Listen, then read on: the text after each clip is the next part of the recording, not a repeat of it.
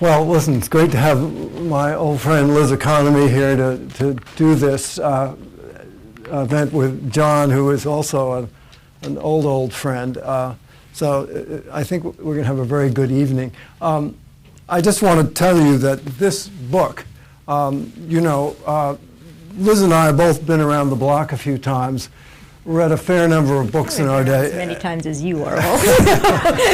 Okay, but yeah. You read a lot of books. True. I have read a lot of books. And this is a truly wonderful book. And it's a 47 chapters. It's a daunting prospect, but it really does a masterful job in a very sort of warm and accessible way of weaving together a lot of people and a lot of iconic events where you see this sort of dance between the U.S. and China, and you slowly tease out these sort of common repeating themes, which John will surely talk about.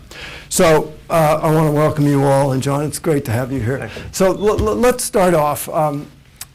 Just tell us a little bit about how you kind of got into the whole China proposition, and maybe a sense of, here you are, lo these many decades later, how you have progressed in your own sort of view of this country. So I went to Stanford wanting to be a neurophysiologist, and then I confronted college chemistry, and it beat me badly. And this is my freshman year. Stanford was on a quarter system, and so to sort of take the edge off a bit, I took a class in Chinese politics taught by a guy named Mark Mancall. And he was my thesis advisor at Harvard. Okay. So I did okay in that class, a lot better than in chemistry. And he said, you might be interested in taking Chinese. And so in my sophomore year, I began taking Chinese, and that was fun. And I started taking ancient Chinese history. And Stanford at that time had a lot of really, really good people on China. And they just pulled me in. And at the time, this was the late 70s, we were beginning a new version of our dance with China. And it was always in the newspaper. And so there was this kind of remarkable, for me, this moment where what I was studying in class had a real relevance outside in the real world. And then the opportunity came to go first to actually teach English in Taiwan. And luckily for me, I got extremely drunk the night before my interview. And I bombed it completely. And they said, no, you can't go. And then a few weeks later, the opportunity arose to actually go study in China. And that was, for us at the time, and this was 78, 79, 80, a holy grail to get to China as in a situation where you're 20, 21. And so I got the opportunity to go. And in terms of the arc of my feelings about, or my sense about China, I think, when you first got there, you could tell that something was going to happen there big, because so many people had such a desire for stuff. I mean, every question, every train we took, every bus I took, I was interrogated by the Chinese about how much does a worker make, how much does a refrigerator cost, how much does a bike cost in America. I mean, just all this very, very exact. And so my numerology in Chinese got very good. But you could sense the desire for a better material life. Now, actually, how it was going to turn out, of course, that was nobody. I mean, no one could guess that it would come out to be what it is today. But from that sense, you could get the idea that there was a huge amount of desire to improve their lives. And I think that element in China continues to propel China today. And what propelled you? It just became... I mean, your book is about what propels foreigners right. to be involved in China. It just became this amazing story. And as a personal sort of reason, this was the first time I'd really ever been away from home, and I was a long way from home. 5 hours to book a phone call. I could not buy shoes. I wear size 47 in Chinese size shoes, about 12. I couldn't buy a pair of shoes in China. When my parents sent me shoes, my mom sent me actually a pair of shoes. It didn't show up. So she sent me one and then the other, and I got them because no one really wants to steal one shoe. And so, but the sense of being a long way away, and then I learned a language, and I'd never learned a language before. I wasn't one of these international kids. And at actually one point in my stay in my diary, I recorded 55 days when I didn't speak a word of English. And that was it's really a part of the process of becoming a man that I sort of really separated much more from my parents, and not in a bad way, but in sort of establishing who I was. And China was an intimate part of that process for me. And then there was the movie of China, because this was just so. I grew up in New York City. It was so different from anything that I'd seen, except for the food, and the food was amazing. Not in the restaurants, but in people's homes. And it was just like the Northern Chinese egg dish number 142 that my dad and I used to eat at the Moon Palace restaurant up on 113th and Broadway. I don't know, there's people old enough who remember up there. That Chinese food was the first food that I liked as other than a hamburger. And so that brought me in as well. So before turning over to Liz, I thought, if I could take the liberty just to read one little section. You read through this book, and it's sort of like listening to some Wagner opera where the same theme keeps coming back again and again. So here's one version of this. This is back in the 30s, and it's sort of, just want to read it and then maybe have you comment, John. So Hobart, who was Hobart? So she was Alice Hobart, talking about the writing about the lamps, all the oil in China. Right. So she was an author. She had gone to China as the wife of a fellow who was working for Standard Oil at the time. And he was actually quite a hero. That there was something called the Nanjing Incident in 1927, where the nationalists took Nanjing. And amongst the nationalist troops, there were a lot of very anti-Western communist forces. And they went after the foreigners in Nanjing. And so her husband was quite a hero. He saved a bunch of Westerners. And then Standard Oil proceeded to fire him. And the experience of the violence that she saw in Nanjing, the anti-Western violence, anti-foreign violence, really prompted her to rethink her ideas about China. She had written previously that everything the West was doing in China was good, and that the Standard Oil and the whole idea of selling kerosene to light the Chinese lamps to bring modernity to China was a remarkable endeavor. But the violence of Nanjing really changed that view, and that she really began to fear Chinese nationalism. So this was one example of a foreigner who had come to China filled with certain dreams and hopes, and ended up, let me just read this little paragraph for you. Hobart and thousands of Americans like her had expected China to take Western ideas and technology and go in one direction, but it was careening in another. Dashed hopes for China's Republican revolution dismayed American apostles of business and the Lord, once believing that they could do everything: feed, clothe, cleanse, build, teach, transform China. America's missionaries now reckoned that they had accomplished nothing. Quote, "We cannot evangelize China. We cannot cure China's multiplying diseases. We cannot educate her multiplying millions or feed them," announced Frank Gamewell, the American missionary builder who had masterminded the defense of the foreign legation during the Boxer Rebellion and now led Methodist efforts in China. Whereas the Boxer fiasco had precipitated a surge of American passion to change China, the Northern Expedition, which John just described, had the opposite effect. In 1925, there had been 8,300 Protestant missionaries in China, and the most ever, and most of them American. After the campaign, thousands of them sailed for the United States, never to return. So here was one little cycle of this attraction and repulsion. And I think that now we're going through another one. We have this tendency with China to sort of have these moments of rapturous enchantment. So when we first engaged with China in the 1970s, it was as the New York Times ran at the time, China, it's the next big thing. And now we found ourselves in a trough. And we have this sort of, like I say in the book, there's this Buddhist reincarnation cycle of rapturous enchantment followed by this deep disappointment.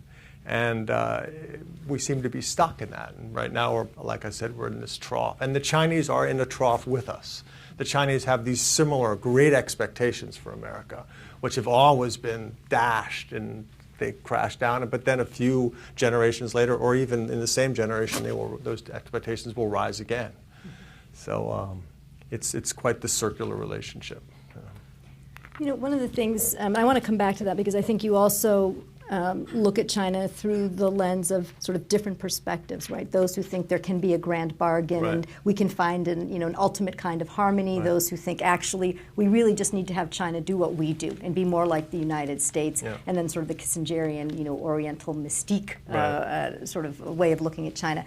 But I think one of the things I loved about your book is that, as Orville said, it really does a beautiful job of laying out these themes that you come back to without hitting people over the head with them. The themes come out through the stories that you tell. That's one. And the other thing is that I found myself constantly being surprised, learning things as I was reading. And one of the things that I learned was surprising to me, which had to do with the opening of relations between the United States and China. And I think most of us here probably know the bare bones of the story, Kissinger and Nixon and Zhou Enlai and Mao Zedong.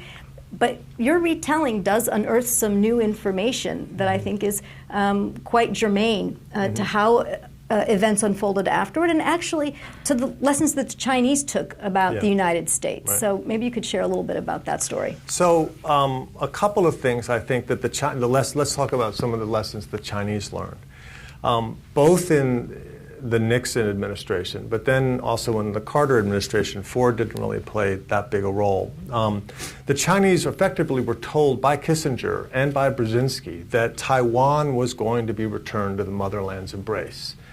When Zhou Enlai, in one of the first meetings he had with Kissinger, said, we want Taiwan back, Kissinger didn't say, you're going to get Taiwan back. He basically said, the historical process to which you refer is something that I have no problem with, which essentially is, the yellow light, if you will. And in addition, even further, also, when Kissinger was speaking to the Chinese, he belittled the U.S. alliance with Japan. He said the only reason we have a military alliance with Japan is because we don't want them to rearm. And we're just keeping them quiet. But actually, our most important relationship is going to be with you. And so the Chinese were puffed up by this, almost like blowfish. They really felt, well, we really have the Americans by the tail here. And they began to expect things from the United States without giving America anything in return. And Kissinger fed that in doing a variety of things, specifically giving them very detailed intelligence briefings.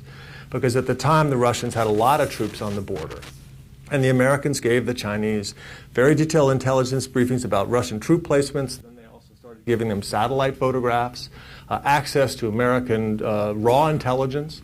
And so this process began of the U.S. kind of bringing stuff to China and the Chinese doing very little in return. Because Nixon actually had three things he wanted Kissinger to get from China. He wanted all the Americans released who were in jail. And the Chinese didn't do that until after Nixon went to China. There was one final guy. Yeah.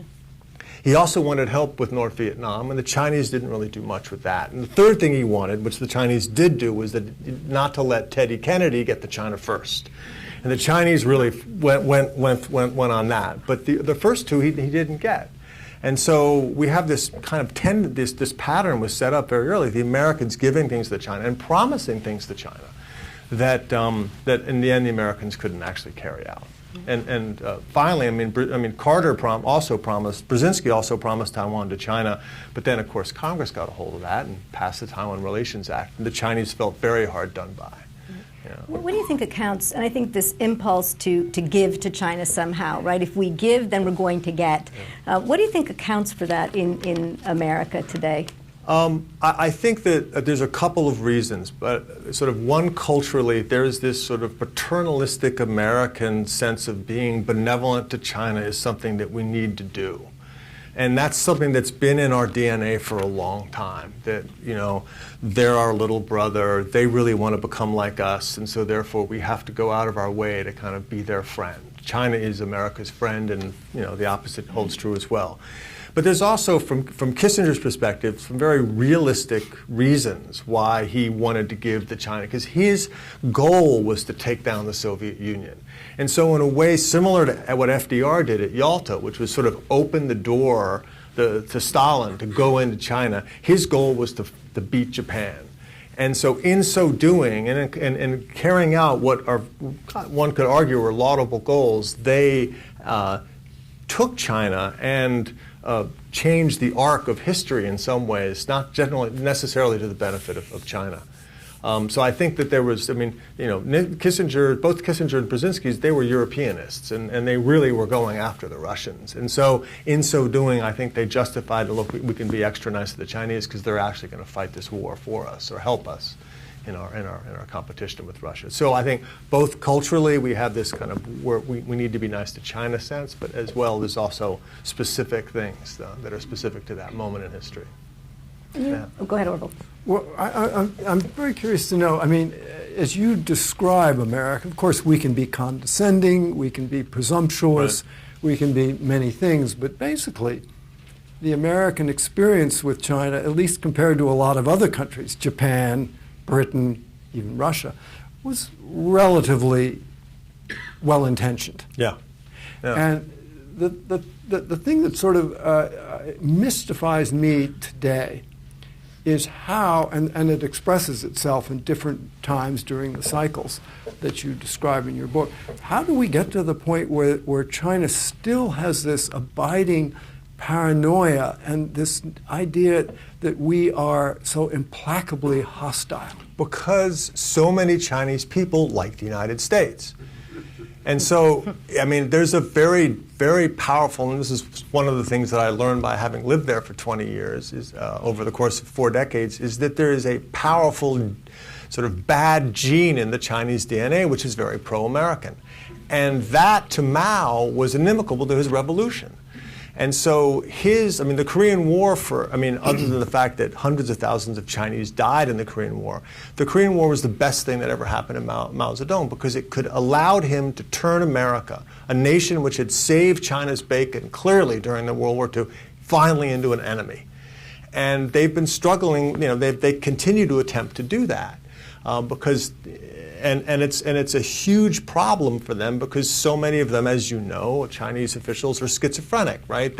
They mouth this hate America, they write documents about how America is the enemy, and then they send their daughters to the United States for education, trusting us with their youth. But so where did this come from? I mean, you could say, well, the Chinese schizophrenia, or well, the kind of the willingness or desire, whatever you want to call it, to view America as imperialist, capitalist, as the black hand. Did it come from Russia and Lenin, or was this just a confection of Mao Zedong's need to? Well, I think it's older than that. I think there was always, even among the Confucianists, there was a sense that the United States was this huge opportunity at the same time that it was this amazing, a very dangerous threat.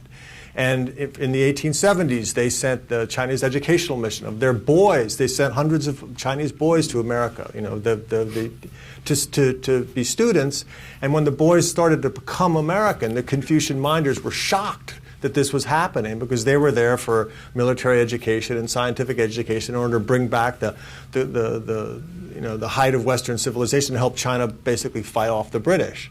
But once these boys started to become Americans, the Confucian minders shut the program down. And the New York Times editorialized about it, saying this is a real shame, but you see what the Chinese are trying to do they're trying to stop what they called the virus of political rebellion from entering China. Do you think that's happening now? And I think you see the same thing happening now, with the communists issuing these new ordinances and rules fighting off hostile Western forces, because they want the tech, and something that you've written about, this desire to be both strong and rich, how to do it without being infected by the ideas of the West. And it's something that's always been very difficult, even though Maoism, of course, is a product, is a spin-off of Marxism, which in and of itself is a Western idea, but the Chinese actually don't kind of think about it in those terms.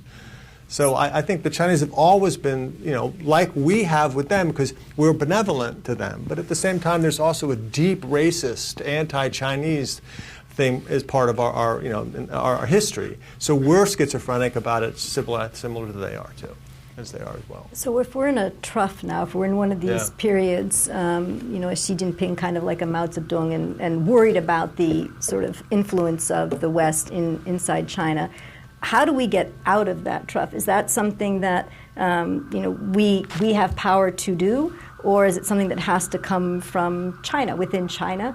What's the... I think that we can do some things.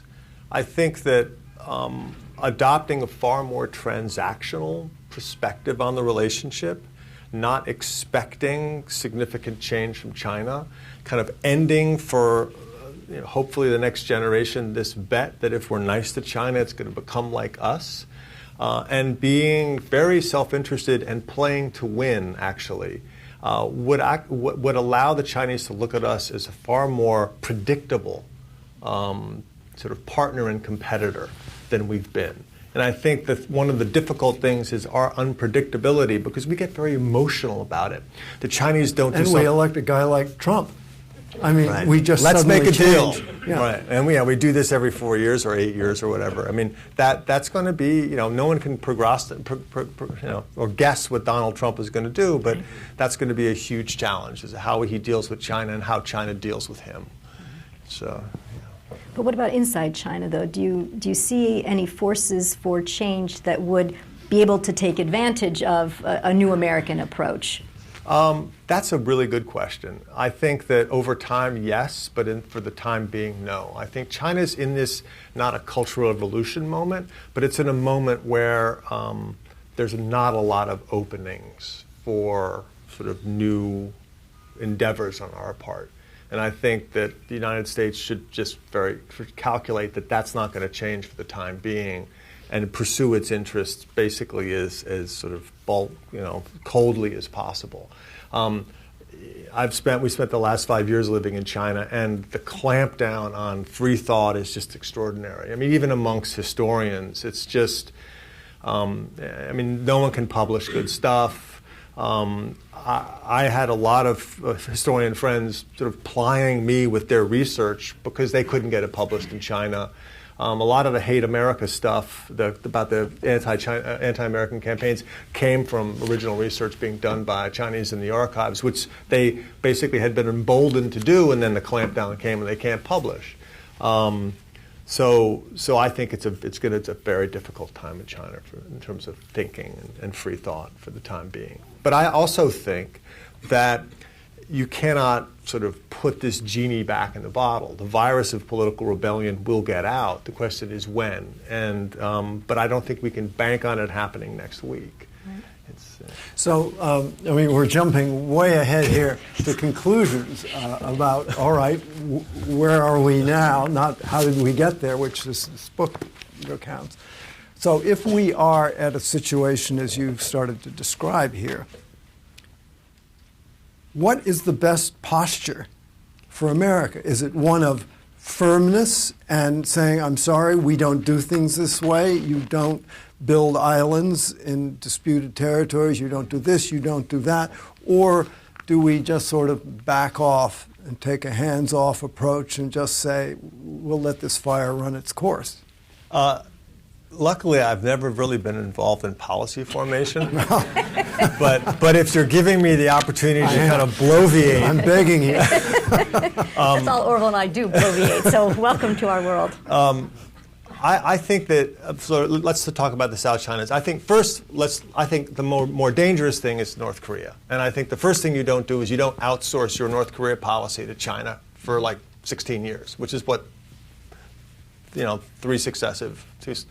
a half successive presidential administrations do, basically saying it's China's problem, and if China would only crack down on, stop giving them oil, then everything would be okay. I think that was a huge mistake. And you have your own North Korea policy, and if China wants to be part of it. And what is that policy? Well, I think regime change is probably the only thing you can do. Okay, so now here we go. Better stop here, Orville. Let's get John back on. Let's go back to China. Shall we? No, wait a minute. All these really good questions about if the I book. may, Yeah, go ahead. you have raised a kind of spoken the unspeakable here. Now, But we can move back to well, let's go back let's to go China. back to the South China Sea, the terra unfirma. On that, I think the Chinese have already won that fight. I think but I also think that for what it's worth, there was a red line that Obama drew, but not publicly, around the Scarborough Shoal, and if the Chinese don't build there, that kind of makes it sort of okay. I mean, the Chinese are doing the South China Sea not just because they want to show the rest of Asia that America is not strong. They're also doing it because they have nuclear-armed submarines. Those submarines need to get out into the Pacific Ocean for China to maintain its ability to strike our country with a first or second strike capability. And when we talk about freedom of navigation, we actually really mean the freedom of the U.S. Navy to spy on China. I mean, that's as close as possible. And the Chinese are pushing out for very clear strategic reasons. The Scarborough Shoal doesn't really fall in that category. And it's not like we want to give China the ability to strike us with a nuclear weapon, but that's what they want to do. Why? Well, because we can hit them. Right? We can hit China, and we have a credible ability to, take. We can hit anybody. Right, exactly. But the Chinese want to be able to hit us because in their strategic doctrine is critically important that they can have that ability to protect themselves. All right, I want to go one more round, Liz, if you will indulge me. I will, but let me just make a point. I think it's important to remember that they do consider this their sovereign territory, right? They do. Within the South China Sea, and that even before the nuclear submarines, there were plans, that when China did have the capacity to exert, dominion over this maritime territory, they would do it. Exactly. So I don't know whether it's necessarily completely tied up to the nuclear submarines and the ability to attack the United States as much as it is part of this rejuvenation, which actually didn't begin, with Xi Jinping. Everybody talked about rejuvenation, and so I think that it has a little bit of a history to it that we don't want to ignore as well. Okay, go ahead, Orville. Okay, so here's my question. That you describe a situation that is quite fraught and quite replete with hostility. Do you think that this hostility sort of emanates from the fact that we have such different political systems and value systems that deep in their hearts, Chinese know we will never accept a Leninist system? Mm-hmm. And therefore, they are not misbegotten in their assumption that in some deep way we'd like to have regime change. Mm-hmm. I think partially, and they also, as Chinese, believe and have wanted since the 19th century to reassert their claim to this territory and to their system without the interference of other people. And I mean, Liang Qichao talked about. Liang Qichao was a Chinese reformer who was on the West Coast when Theodore Roosevelt made his great speech that America is going to be a Pacific power. And Liang Qichao wrote to his friends that, oh my God, these guys are coming now. We really have to watch out for the Americans because even more than the British, they really are going to. If they come to our neck of the woods, they're going to stay. And he was like, we have to push them back, but and he was looking initially for a constitutional monarchy as a way, but then he became increasingly interested in what he called the Russian model, because he didn't believe the Chinese could tolerate a democratic system. But as early as that, they were looking at the United States as then we were not the resident power, we were a rising power, ready to take the British place. But that competition, I think, has started even before the Marxist-Leninist element got into it. But that's added on to this sense, their sense of paranoia about us, that ultimately we don't like their system and we really reject their political values. So do you think that discounts our ability then in some fundamental way to ever feel comfortable with each other in a collaborative way? That's a great question. And you see some areas where there was great collaboration. I mean, the collaboration against the Russians was an extraordinary moment between the two sides. There was a lot of disappointment, but it actually worked. One could say the collaboration on the climate change negotiations was an instance, and even the collaboration on Iran. And if there's a return to some type of trust, you might see collaboration on the Korean Peninsula, because that's a headache for everybody. Yeah, I actually am a little bit more optimistic than some about that. Right. But you don't. I mean, regime change in North Korea doesn't necessarily mean it's going to be democratic. Right. No, as we will. Right. It could be regime change along the lines that China would be comfortable with, but that would involve the U.S. and China working together on that kind of project. And one of the reasons they can't is because there's so little mutual trust between the two sides. And back to your question, I think it's very difficult to begin to resume that, to get that trust back, especially in a situation where we have a new person in the White House, and the Chinese are moving into an election year. It makes it difficult. Selection year, don't you mean, I guess? But anyway, yes. I did it in quotes. Yeah, okay. Yeah. I didn't see it in quotes. Sorry. Okay. Well, let's talk a little bit about, on the more positive side, right? Sort of the underpinnings of what the positive elements of the bilateral relationship through history. For example, culture, right? That's something you draw beautifully. Like Bloomingdale's, for example, in the contemporary time, turning the entire store to China stuff. To China stuff. Back, I said, early 1970s, was it? 80s. 80s, okay. That's when Deng Xiaoping was coming here. Right, okay. Yeah. So, what role do you think culture can play today? Can it play that same positive role, or do you think with the Confucius Institutes and what's going on in Hollywood that too has become an area of some friction or contention? I think that the Confucius Institute and the Hollywood issue, I think, is kind of on the side in some ways. I also, and so I'm on that front an optimist. I think there's just a lot of interaction. There's a lot of planes going back and forth. And a lot of travel and a lot of students, and I think that has ultimately a very positive role to play. And I think the Confucius Institutes and the Hollywood kerfuffle stuff is really, from my perspective, is of secondary importance. Hollywood will live and die by its ability to make good movies, and if some of them if there hasn't been really a good anti-China movie since 1997, but I don't think the world is any worse because of that. I look at the Hollywood thing, it's like, oh my God, the Chinese are taking over to Hollywood. It's like, well, but they also have to sell to Americans too, right? So they might learn a thing or two. So I'm ultimately relatively optimistic. And on the cultural side, I think that's just a huge boom and a great place for anyone to be involved in. So.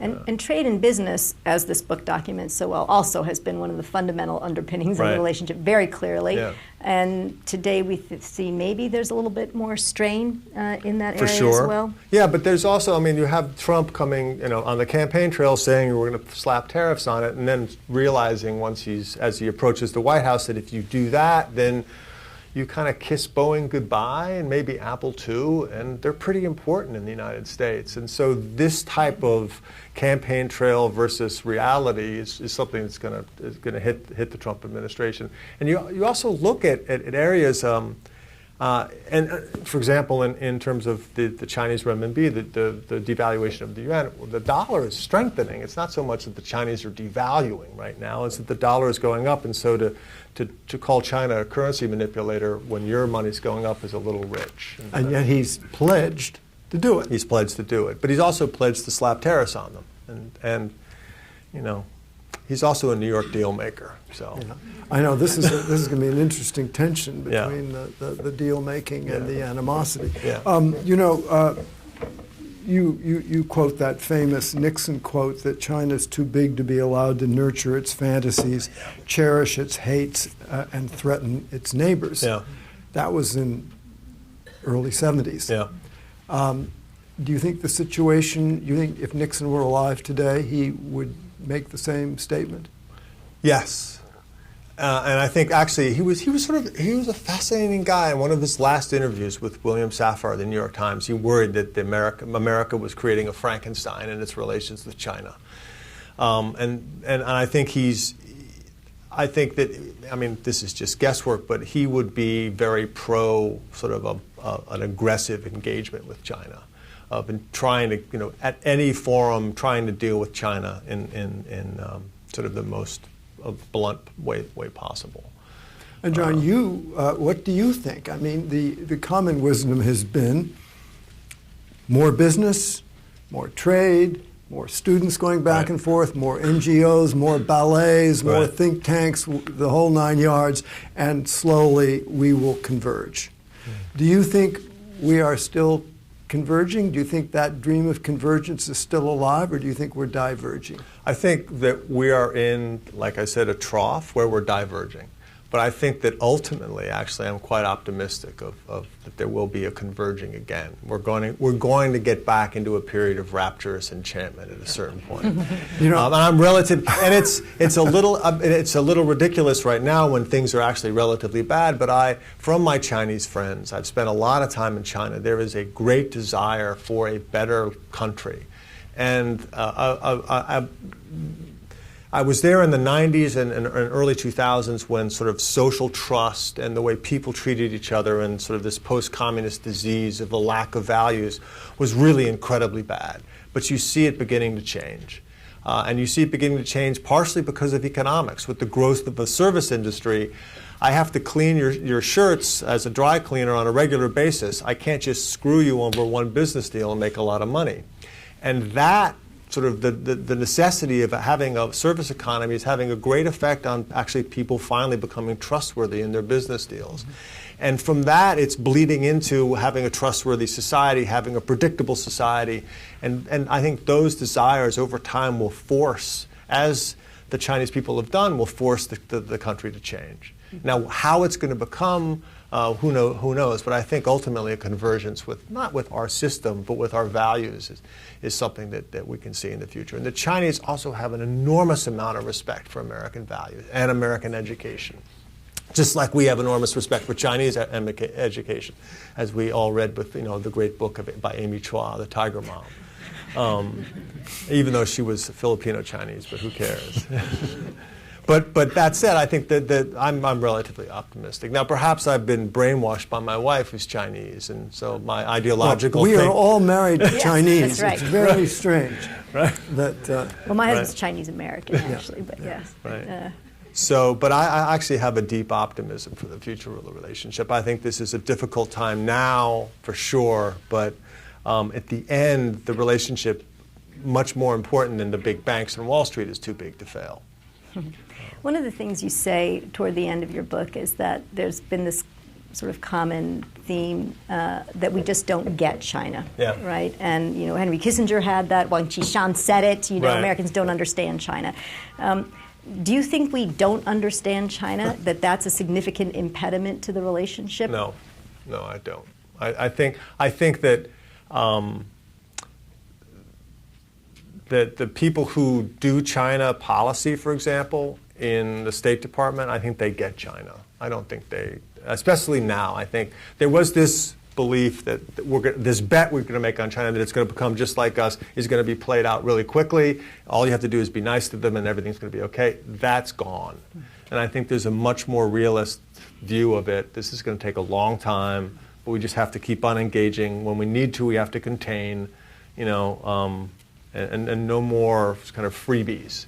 And I think that's a process of education that's happened. And although you would hope that not everyone's going to leave the State Department, but there are people there who see that very clearly. And I think that the generation that was deeply influenced by the missionary belief that we need to be benevolent to China, they're gone. So that whole State Department generation who were either were missionary from missionary families or mish kids, the sons and daughters, they've retired, and so you have a new crop, and I think they're actually quite clear-eyed about China.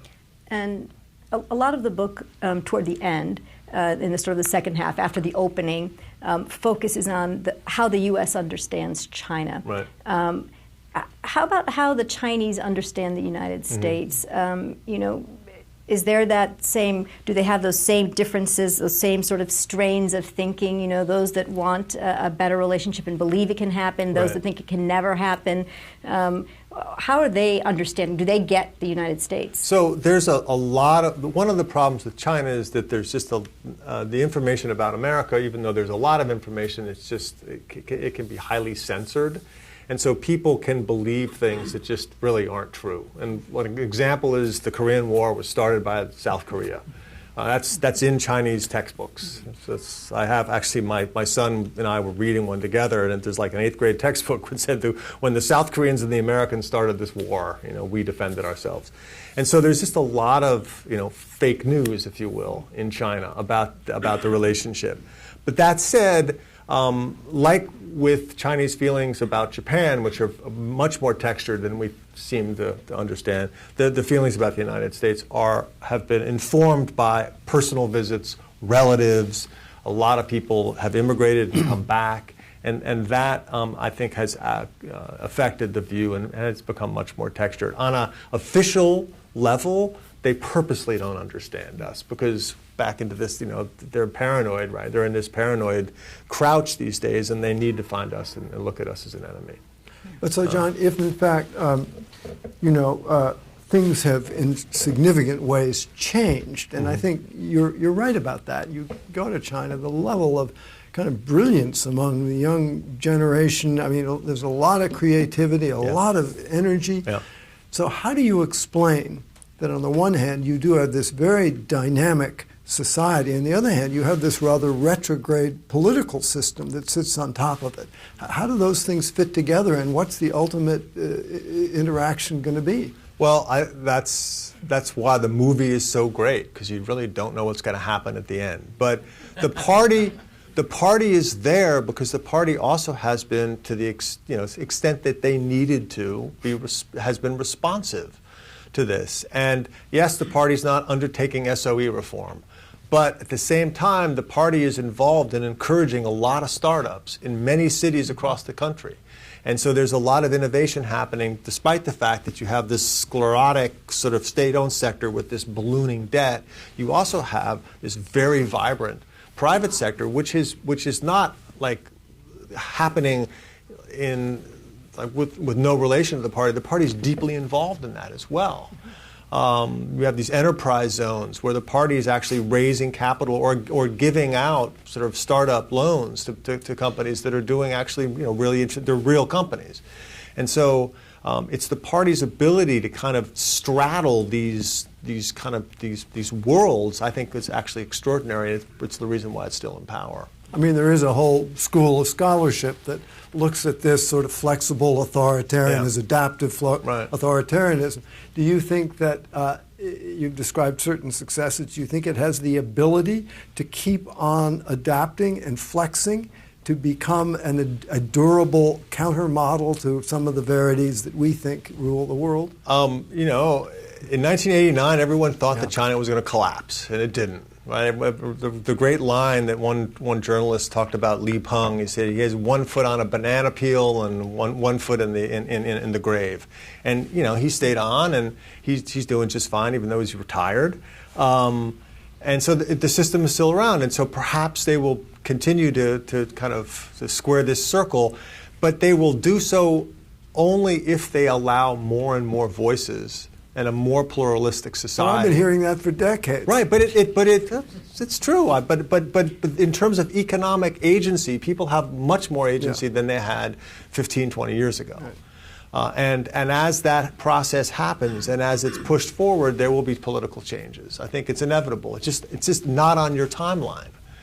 But China doesn't move according to kind of our clock.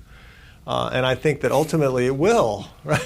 So we didn't get it wrong. There's now everybody's talking about how people that believed that, in modernization theory and the engagement would eventually bring China along, it's all wrong now, right? Clearly we've been disproved. But maybe what you're saying is exactly what you're saying is we just had the time frame wrong, right? It's a work in progress. China, the Chinese system today is a lot different than it was 10 years ago.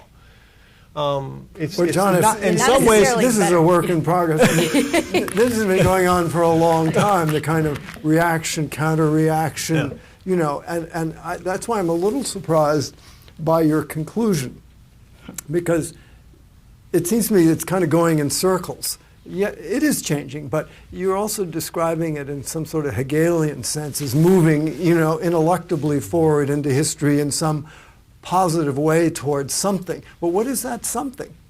The great harmony. I'm not so sure. No, I mean, I took it at the end. I kind of took an optimistic view. You could say, yeah, there's going to be a corporal on a boat in the South China Sea who's going to press a button that he shouldn't have pressed, and all hell's going to break loose. That could happen very easily.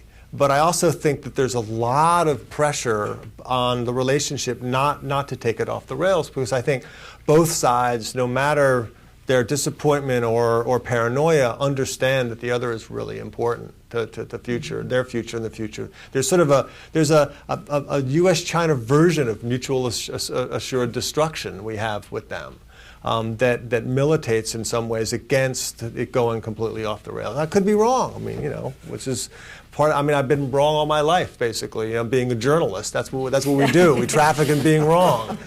We have a great example, actually, a couple weeks ago, right? So, but I'm actually relatively optimistic that it is too big to fail, and I think there's a realization on both sides that it really is. It's an incredible relationship, and it's going to stumble forward in some way, shape, or form into the foreseeable future.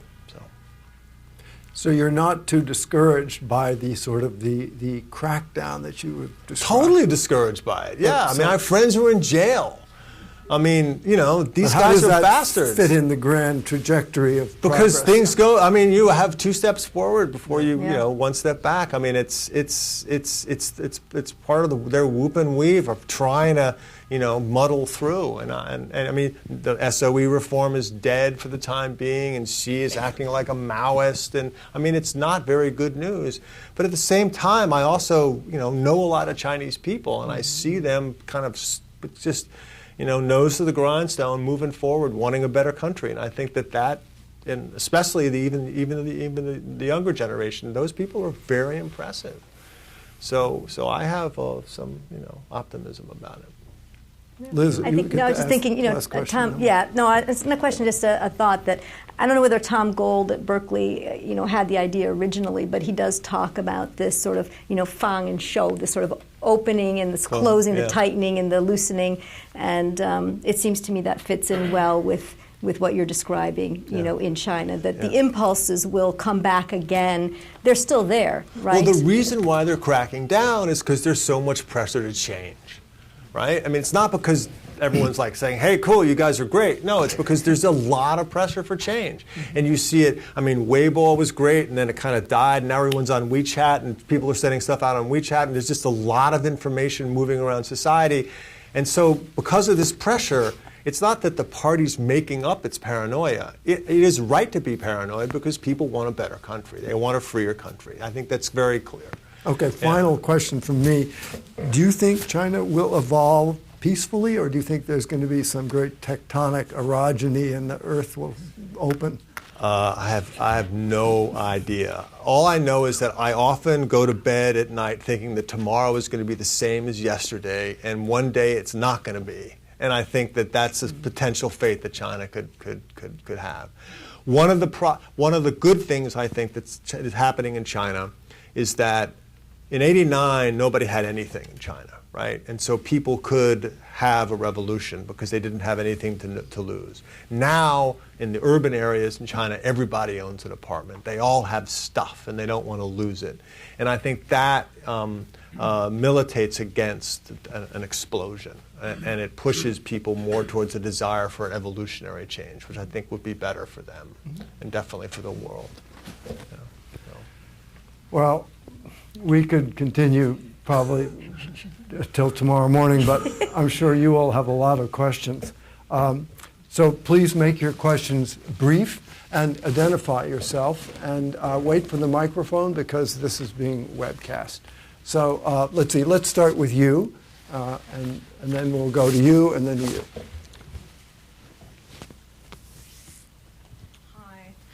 Hi, this is Asuka. I work for EIR and Mr. Lyndon LaRoche.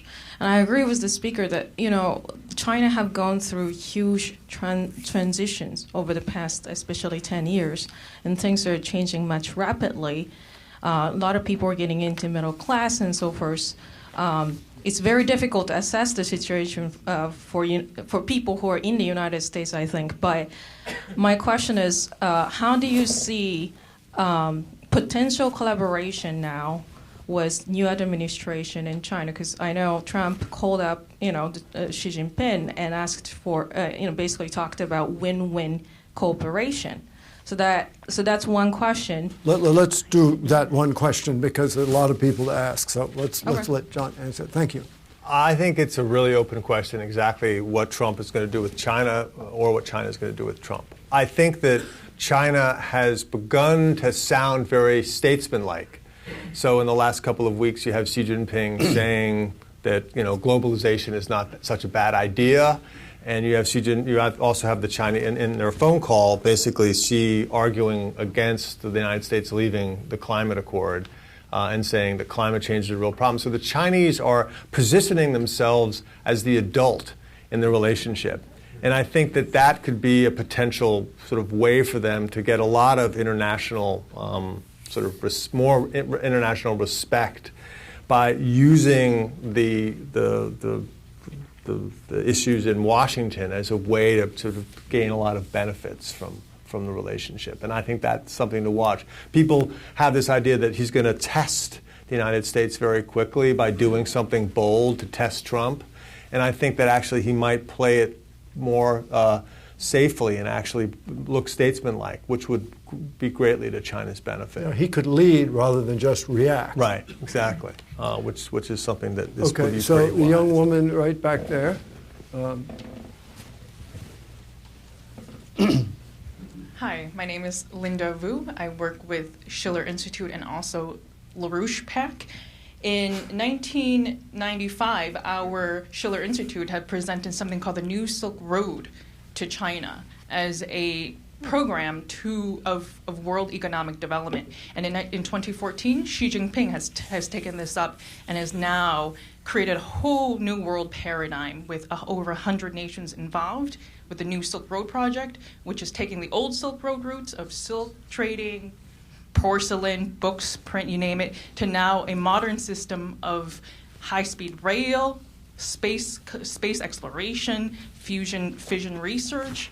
And you're looking at, over the last 10 years, China, people can say whatever they can about China, but they've brought 700 billion. Let's get to the question because time is so short. Sure, the question is, and this is coming from myself as a Chinese American, you say there's huge China-U.S. ties. You lived in China for 20 years, and you have not brought up Sun Yat-sen, who was practically American. He was a Christian American who based his Sanming Juyi, 3 Principles of the People, on Abraham Lincoln's For the People. Could I right, but I'm saying, urge you to your question? I'm saying, then? Right, so what the question is how can the United States, with our new administration now, with this new approach, collaborate with China rather than having conflicts and aggression in world economic development to bring nations out of poverty? So I think already you have people who are advisors of the Trump administration talking about working with China on infrastructure development along the New Silk Road. At least James Woolsey, who said he was an advisor to Obama, has talked about how it was a mistake for the United States to fight the Asian Infrastructure Investment Bank, and maybe it would be a good idea for America to be involved in that, which was, again, to your idea of building out infrastructure in Central Asia. Right here. Oh, yeah. Did you have a question? Yeah. Yes, my name is Chris Mark, and I'm now retired, chairing the Yale-China Association, doing some other things, still involved with China. John, I want to ask you your opinion of journalism as practiced by Americans in China and as practiced by Chinese in China and in the United States. I'm sure anybody who has lived in China has heard the comment that the American media is far too negative about China, that you get that sometimes, quite often from Chinese people and quite often from foreigners. So one question is, how do you feel about the current state of American coverage of Chinese society and politics and economics? Similarly, what's happening in terms of Chinese journalism? For a long time, everybody thought Hu Shuli was the future. Now she's looking at Caixin more and more isolated. And meanwhile, we have hundreds, thousands of Chinese journalists, in quotation marks, getting visas in the United States, turning out work that many of us would consider propaganda rather than journalism. But I wonder what your opinion is of the media on both sides, how they interact, what, if anything, should be done at a governmental level with respect to journalism, that relationship, and so forth. So the U.S. coverage of China, I find it to be pretty good, actually. I don't find it to be that anti-China. People have a tendency just to focus on the stories that are negative, but there's a lot of stuff written about China, and a lot of it's not negative. And so if you read it all and take a sort of a broad perspective on it, I think it's actually pretty fair. And if you kind of put the Journal and the Times and the Washington Post, and you look at all their articles along with like other publications like The Economist, which is not necessarily American, but I think you can get a pretty broad idea of what's going on in China. I think the Chinese coverage of the United States, on one hand, you have sort of the official state-run coverage, which I would agree with you completely. It's propaganda. But you have a lot of Chinese writers in America who have WeChat channels who write very interesting things about the United States. There's a fellow who writes this really, really good WeChat column who's based in New York, and I find that to be great journalism. And so, yes, on the official state-run capacity with Xinhua and CCTV and that kind of stuff, you get a lot of the pablum of sort of state coverage. But on sort of these unofficial channels, you get a lot, and they have a lot of readers in China. And so it's kind of like the state-owned sector and the private sector in a way. In China, the private sector journalism about the United States is actually pretty good. In terms of kind of a policy for this, we've talked about this. It's a huge issue because Americans and Westerners in China just basically, Chinese dole out visas to people whom they think are their friends, and we don't really do that in the States. And so the question is, should there be some type of reciprocity if we treat them just like they treat us? And I think that's a really difficult, question. It's something that, I would actually push for more reciprocity. And not just sort of have an open door policy, if you will. Okay, right here. Woman, and then. Hi, I'm Joan Kaufman. I'm with the Schwartzman Scholars Program, and before that I was with Columbia University and running the Global Center in Beijing. And I wanted to ask you about the timeline for convergence point that you were discussing. I was in a room with some leading international relations people, Chinese international relations experts, about a year ago, who more or less said that China's not ready yet. That the experiment still needs more time. For example, not rich enough, the middle class hasn't been, solidified, and that more time is needed before the bigger genie can get out of the bottle.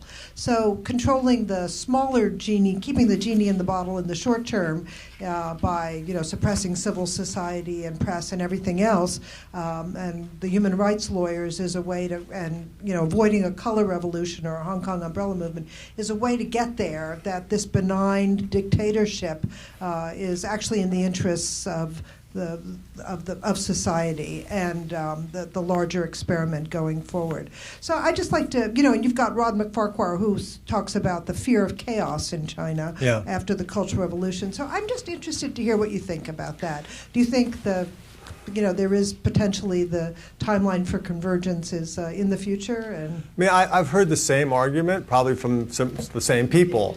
I don't know if that's a good thing or a bad thing, but. So I understand the argument. I just don't know whether it's all going to go according to plan, because there's lots of genies in China, and yes, they can they crack down on X, Y, and Z, but there's other places where they're going to have difficulty and at a certain point there's going to be pushback, and so I think that while I understand that argument, I also think it's probably how they would like things to work. You have other issues, which is the ballooning state-owned debt, which could cascade into a potential financial crisis, which could trigger real problems. Tiananmen Square, as most of you probably know, was triggered by really high inflation. And if they have some type of economic crisis, then there's going to be a lot of genies out of a lot of bottles at the same time. And so while I understand that this sort of planned, sort of political, slow process is what they'd like to happen, there's other things that are in their country that they don't have total control of, which could actually accelerate the process or force a crackdown and really slow it down. So I think it's an amazing movie, and I don't know what happens next.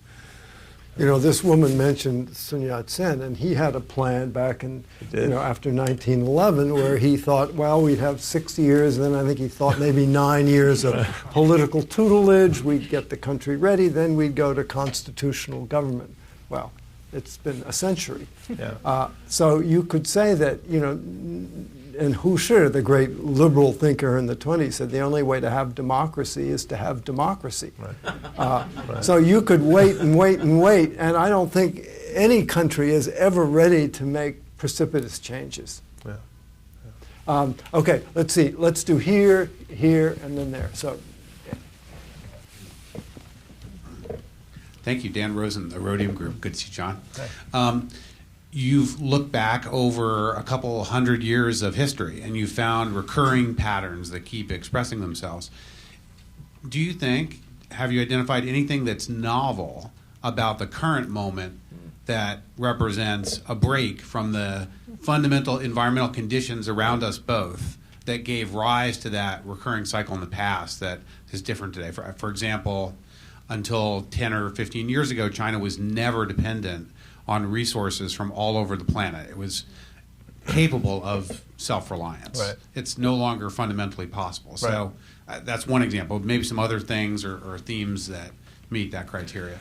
Yeah, another really important is basically for the last 200 some odd years, we have believed that a stable, strong China was directly in our interest. And now we have a relatively stable and a strong China, and we're worried. And so we've got what we actually hoped for. But now that we've got what we hoped for, we don't know what to do with it. And I think that's a critical in terms of affecting us. So I think you're absolutely right that China now is even more. But in the past, it was still an increasingly it was a global power even back in the old days. It did a lot of trading. It wasn't reliant on other countries for its energy, for example, but it was relying on it for other countries, including the United States, for its mufflers around the neck of its emperors. But globalization was starting back then. But you're right; it's much more. It needs the rest of the world much more than before. But I think, from our perspective, we now actually have something that we've hoped for many decades, and we don't really know what to do with it. And I think that's a huge challenge for us. So we're the resident power, and they're the emerging power. You have this, issues with that, and I think that's a big challenge for the United States. It's a very new situation. Yeah. Okay. Matthew Herlock. I'll speak in the context of Teach for China, the program. Having had our own, and this is maybe an inappropriate parallel, but having had our own change in power based on regional divergence in America recently. The thing I think about with China, thinking in the Teach for China context, the statistic that is always 4% of non-urban Chinese children go to college.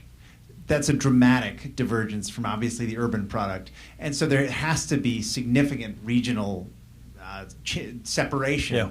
How does that play out within China today? And how will, because you said people are invested in the current economy. Yes, in the cities they are, but obviously in the country they aren't.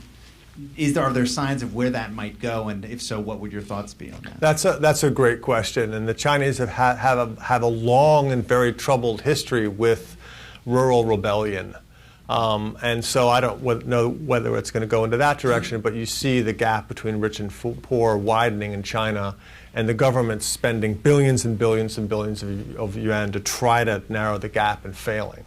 So I think that it's manifesting itself in the higher crime rate. It's manifesting itself because you have gender imbalances at the same time that you have these rich-poor gaps, and the gender imbalances are actually generally focused in the countryside. You have issues with a huge pool of unmarriageable men, which generally aren't as stable as the married version.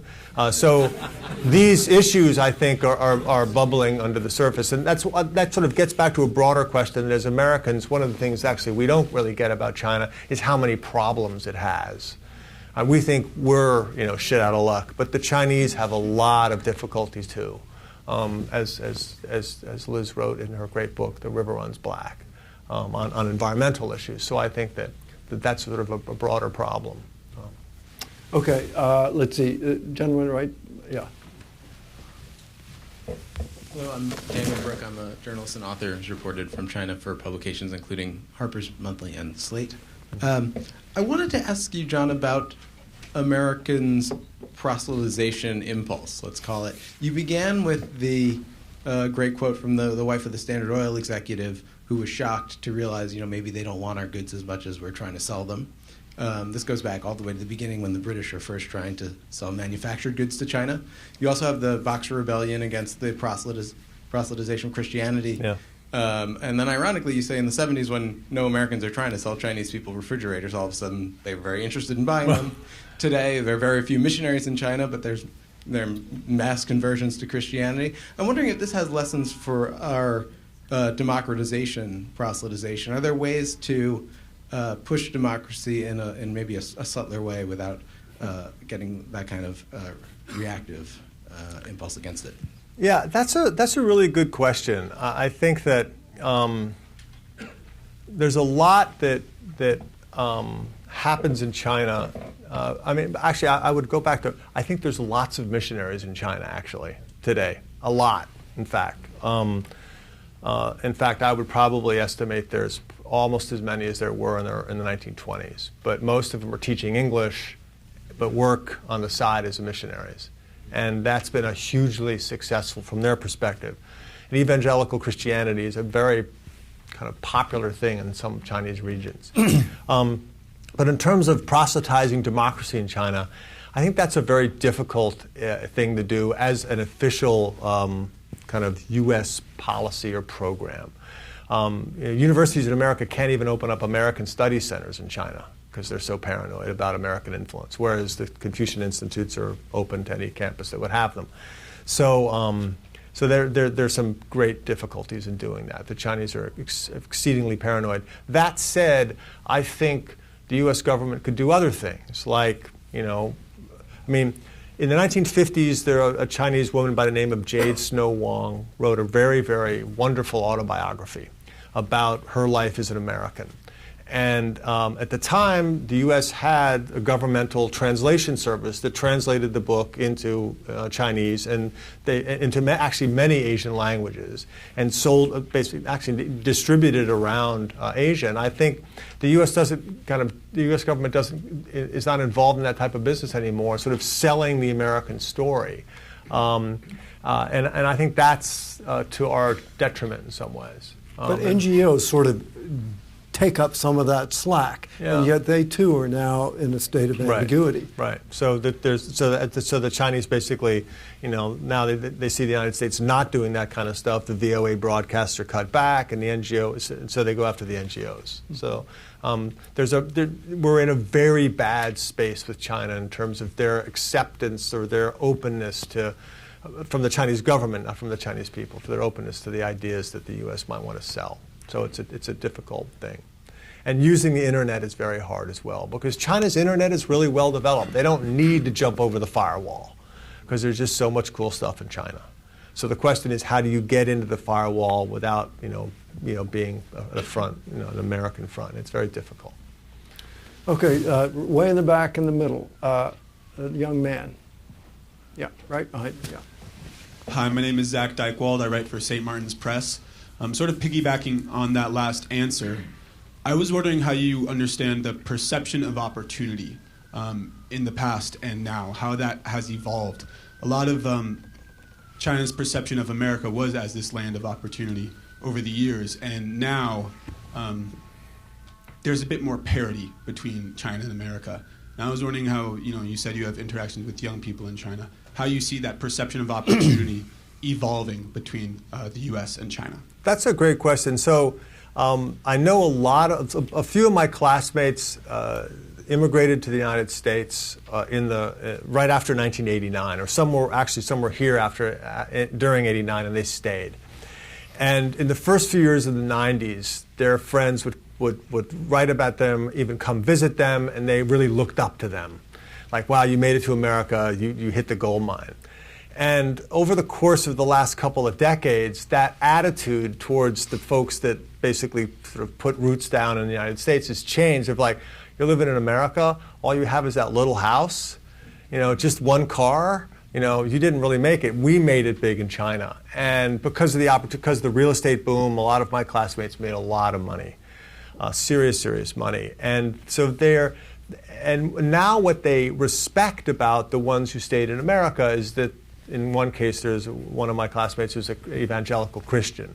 So they respect the fact that she has a belief, but they think her house is really too small. So the perception of opportunity, and if you talk to young Chinese, let's say 15, 20 years ago, among the people who were studying English, they all wanted to go to the States to study and then to stay there.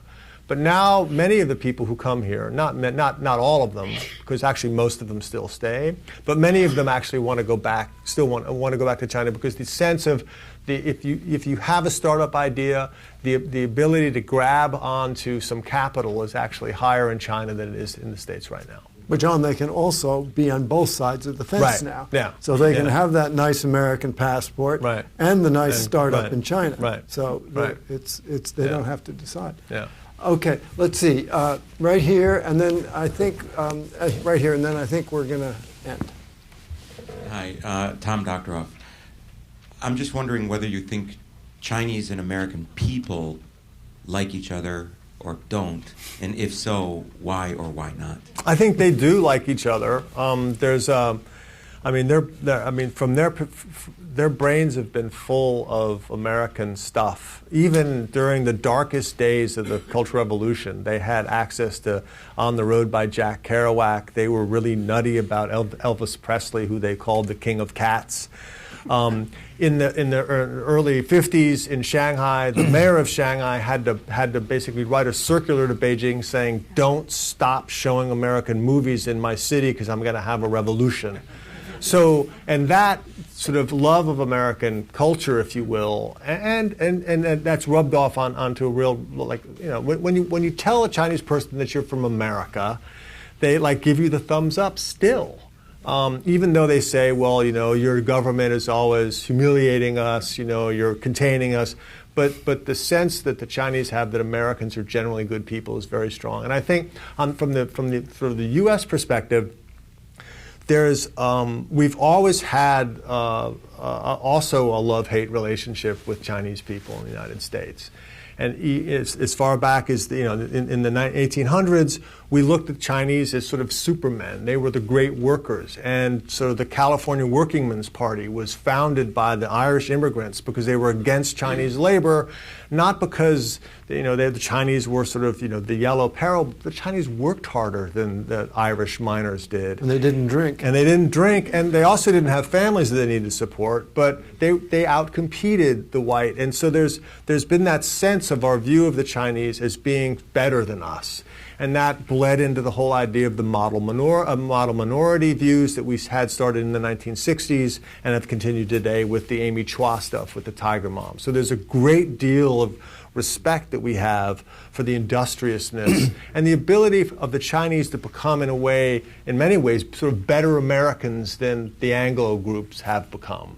If you look at all the stats about how Chinese do in the United States, higher education, lower divorce rate, lower drug use, much more money, they're doing a lot better than everybody else is. And so we look up at them. At the same time, there's also underlying that, this kind of yellow peril fear of them as well. So it's a mixed bag. I think similar to them, you're containing us, you're humiliating us, but we like your values. We really respect your values. So. Okay, last question. Right here. Hi, my name is Xu Mengchen.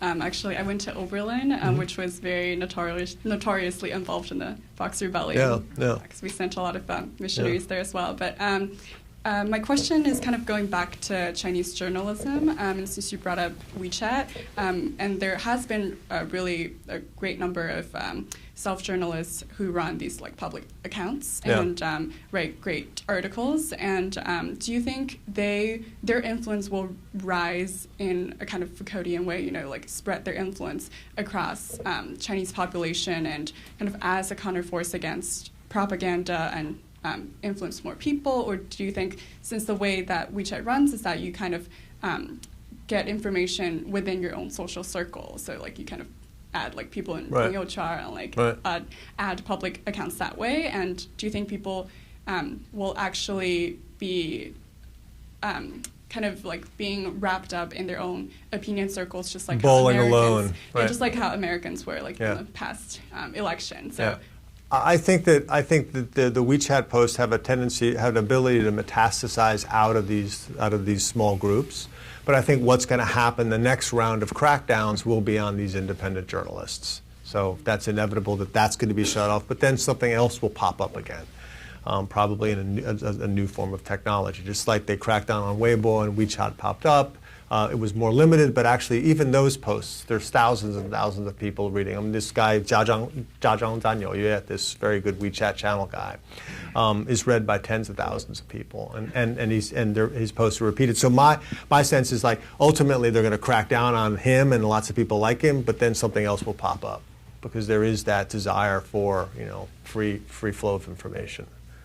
Liz, do you have one final question for our esteemed guest? I was just glad I'm not entranced involved with your in policy? Yes, well, that's true too. But no, I'm glad you're involved in writing books like this. I guess because this, I have to say, is truly a spectacular book. And Orville and I were saying that's what I'll do as my final question, is an advertisement, because we were saying before we sat down that there are so many China books out there. And it's really special and rare to get one that truly rises above all the rest, and this one does it. So, and if I may say, it can be purchased right outside, and I urge you to do it. It's truly a wonderful. I mean, I learned so much from it, and it's such a pleasure to read. It's so well written. Thank you, John. Thank you so much. Thanks a lot. Thank you.